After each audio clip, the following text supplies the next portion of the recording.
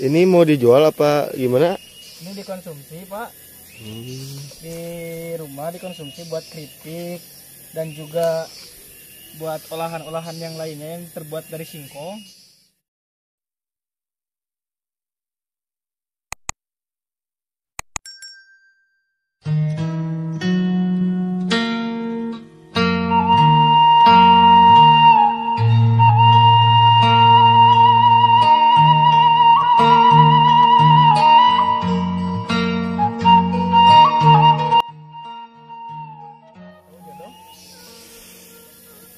Ini mau dijual apa gimana? Ini dikonsumsi, Pak. Di rumah dikonsumsi buat keripik dan juga buat olahan-olahan yang lainnya yang terbuat dari singkong. Nih, itu aku lagi ngambil singkong, Kak. Ini kalau pakai golok dikarenakan paculnya ada kendala copot. Nih ya, aku coba rambut. Ganteng doang, gak bisa cabut singkong. Kak, lumayan. Lihat kak. Bentar ya, aku bersihin dulu, Kak.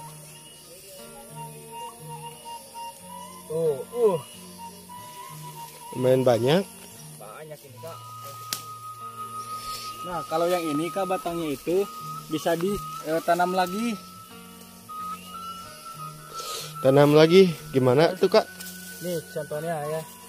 Kalau ini udah diambil di singkongnya, kita kubur lagi oleh tanah ya sampai padat lagi.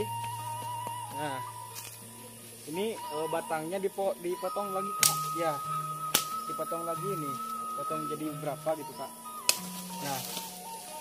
Nah, lalu ini ditanamkan lagi, Kak. Nah, kalau nanamnya itu, Kak, kalau nanam singkong, usahain jangan ke atas tapi ke ini yang ngigir. Supaya apa? Supaya singkongnya nanti gak tumbuhnya itu ke bawah. Oh, tuh tips and juga, trick. Kak, bisa, Kak. Jadi tanam lagi di sini. Nah, jadi untuk para subscriber ada tips dari Anggi ya.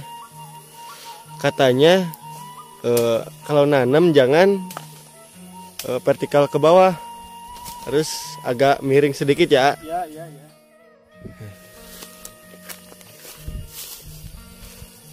Nah, singkongnya akan aku bersihin ya. Nanti akan masukin ke dalam karung.